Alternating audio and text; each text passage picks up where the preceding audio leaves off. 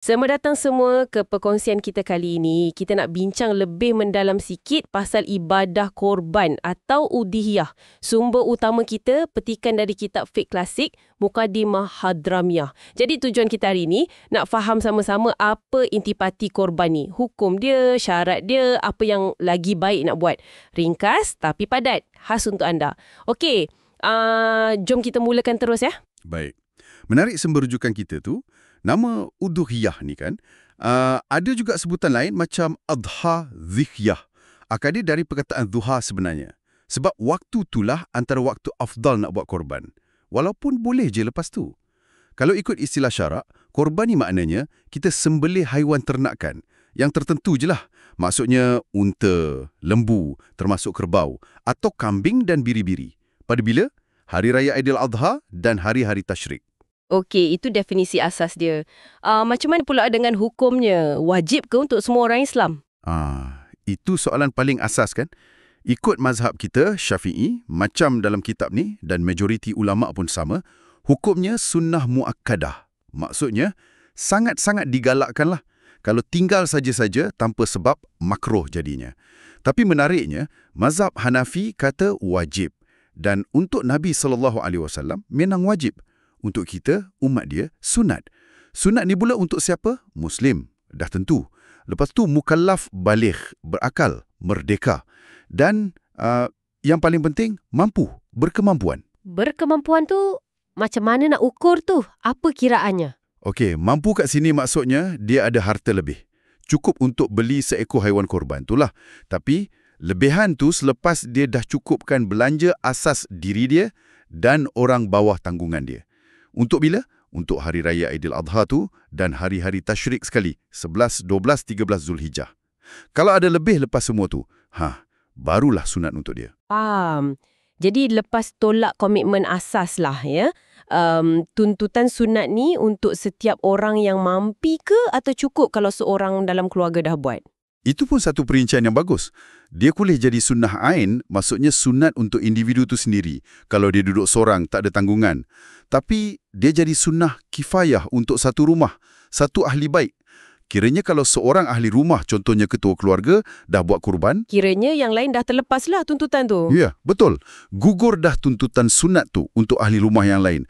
Tak dikira makruh lah kalau dorang tak buat. Okey, tuntutan gugur. Tapi pahala macam mana pula? Dapat sekali ke semua dalam rumah tu? Ini selalu orang tanya ni. Betul. Selalu jadi persoalan. Kat sini ada sikit perbezaan pandangan ulama' besar Syafi'iyah. Macam Imam Ibn Hajar. Beliau kata pahala tu khas untuk orang yang buat korban tu saja. Tapi Imam Al-Ramli pula, pandangan beliau, pahala tu boleh dikongsi dengan ahli rumah lain. Dengan syarat. Syaratnya, orang yang buat korban tu, niat masa sembelih tu nak kongsi pahala dengan ahli rumah dia. Pasal ahli bait tu pula, biasanya maksudnya orang yang duduk sekali, makan minum sekali, bawa satu tanggungan nafkah. Tak semestinya ada pertalian darah pun. Oh, ada khilaf sikit lah kat situ ya pasal pahala. Menarik. Tadi kita cakap hukum asal sunat muakkadah.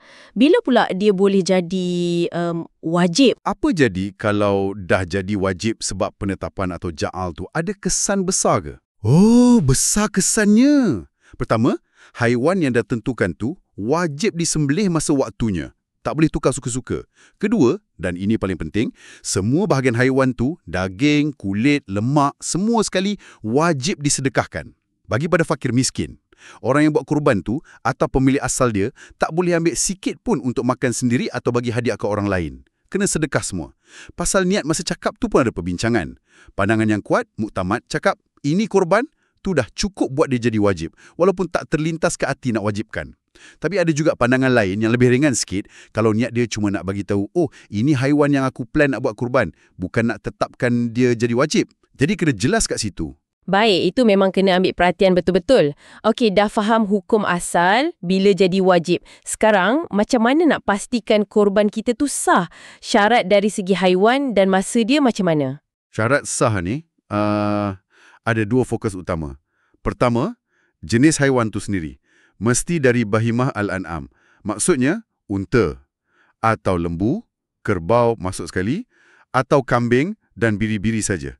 Selain dari itu, tak sah. Kancil ke, rusa ke, tak boleh. Kedua, waktu sembelih. Kena buat dalam waktu dia.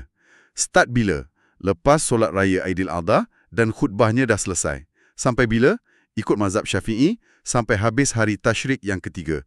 Maknanya terbenam matahari 13 Zulhijjah. Cuma kena ingat, majoriti ulama' lain kata sampai 12 Zulhijjah je. Jadi ada beza sikit ke situ. Kena pekalah. Kalau haiwan tu kacukkan, macam mana? Contoh kambing kacut dengan rusa ke? Oh, itu tak sah. Kalau kacuk antara yang sah dengan yang tak sah, anak dia tu tak boleh buat korban.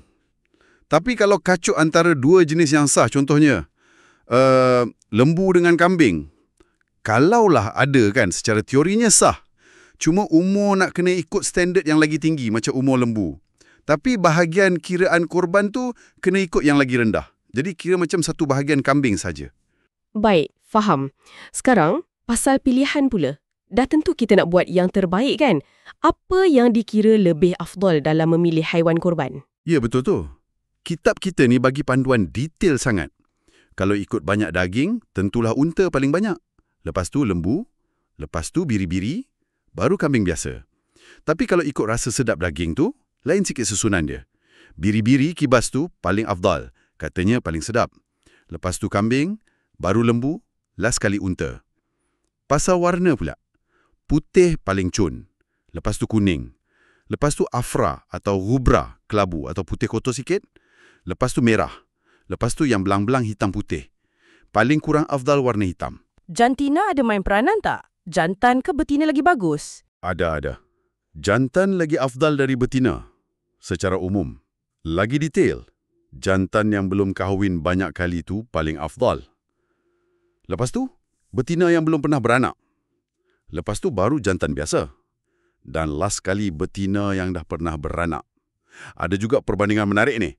Seekor haiwan yang gemuk, sihat, mahal harganya, itu lagi afdal dari 2 ekor yang kurus, walaupun dua-dua tu cukup syarat umur. Satu lagi, 7 ekor kambing atau biri-biri dikatakan lagi afdal dari seekor unta atau lembu. Kenapa? Sebab dapat gabungkan rasa sedap, kambing biri-biri kan, dan juga banyak bilangan sembelihan dan agihan daging tu. Okey, jadi ringkasnya, kita dah tengok hukum korban ni dari sunat muakkadah, boleh jadi wajib, siapa yang kena buat, syarat sah haiwan, waktu dia dan macam mana nak pilih yang paling baik. Banyak juga perinciannya. Betul tu. Semua detail ni dari sumber fiqh kita tunjukkan betapa telitinya syariat kita ni. Semua ada panduan untuk capai yang terbaik dan paling bermanfaat. Jadi, sebagai penutup, mungkin satu soalan untuk kita sama-sama fikirkan, selain kita dah usaha penuhi syarat fizikal, syarat hukum fiqh semua ni, macam mana agaknya cara terbaik untuk kita pastikan semangat sebenar korban tu, semangat berkongsi, peduli masyarakat, pengorbanan diri betul-betul hidup dalam amalan korban kita setiap tahun. Terima kasih banyak kerana sudi luangkan masa bersama kami hari ini.